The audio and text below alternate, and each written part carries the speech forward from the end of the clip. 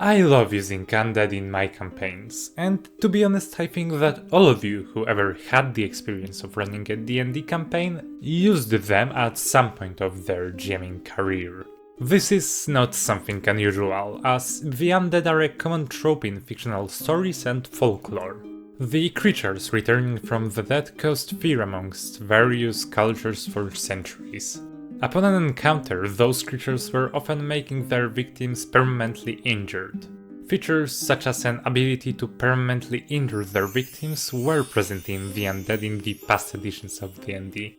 However, now, essentially all of their special features were removed, causing numerous of them to become just basic monsters to be thrown at low-level parties.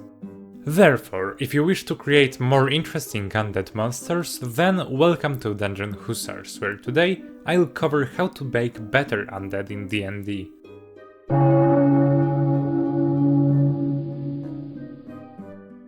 Contemporaneously, the undead are associated with necromancy, with the undead monster being created by some sort of a necromancer's spell. While this concept is really common across various different fantasy stories, the folk representations of undead did not include that the undead had to be raised by a spell.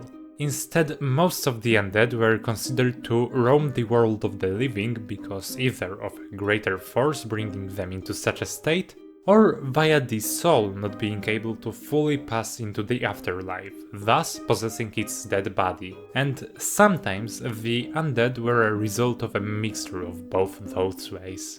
Like in the case of Strzyga, which is the undead idol designed today, a creature from Slavic, mainly Polish folk stories. This monster was created upon the belief that before passing to the afterlife, souls will wander the earth for another 40 days, during which those souls could possess their respective dead bodies.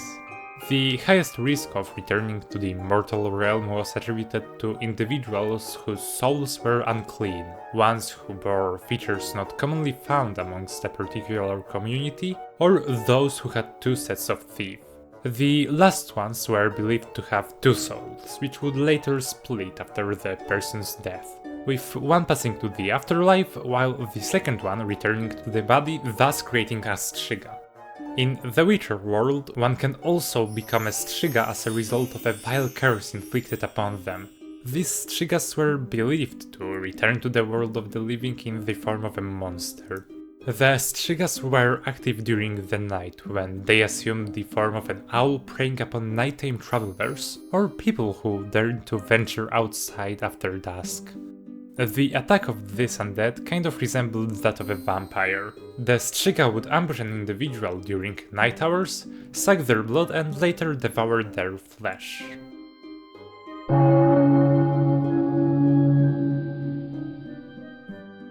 However, before heading to making a specific undead, we first have to establish some basics, some traits that are universal to all undead and therefore can apply to all of their kind.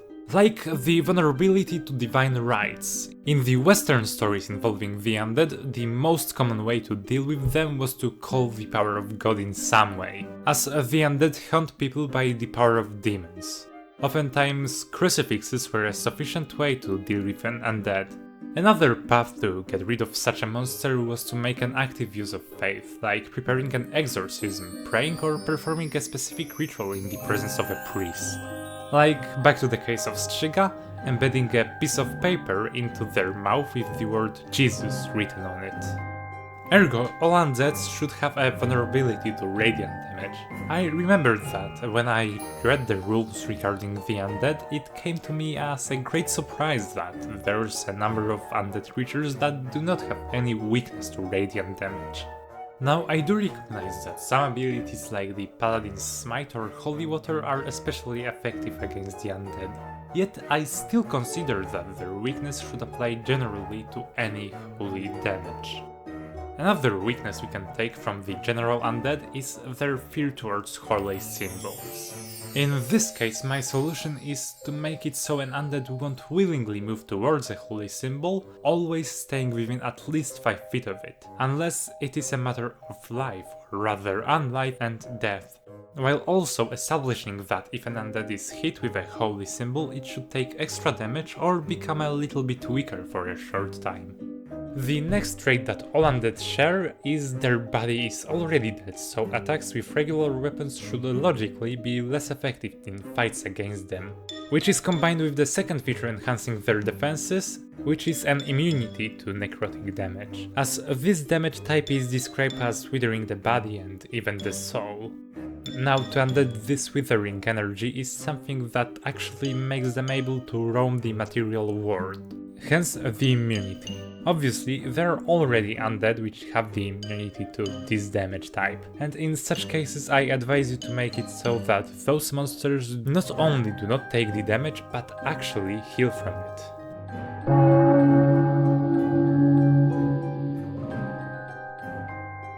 The fact that Strzygas were believed to hunt nighttime travelers makes them a nice encounter or a basis for a quest for a D&D party. Imagine that your party travels through a village lying on a quite busy trade route. However, once they get closer to the settlement, they start hearing rumors that numerous merchants and village inhabitants disappear during the night. When the party finally reaches the village, the elders try to employ the party to investigate and eliminate the causes of the disappearances. Leading, of course, to the fight with Strzyga, which should begin with the monster trying to ambush the party at night, as this is the preferable tactic employed by this undead. Regarding the monster's weaknesses and strengths, the Strzyga, apart from the regular undead ones that I've already mentioned, is prone to counting numerous small objects spread on its path, as the creature cannot resist the urge to count them, and the counting itself is fairly slow.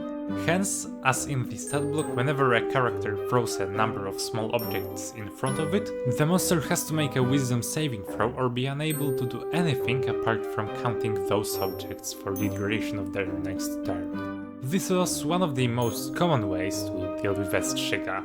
On the other hand, Strzyga is fairly stealthy and incredibly strong, dealing remarkable damage on its attack while also having a shrieking abilities which can potentially deafen creatures close to it.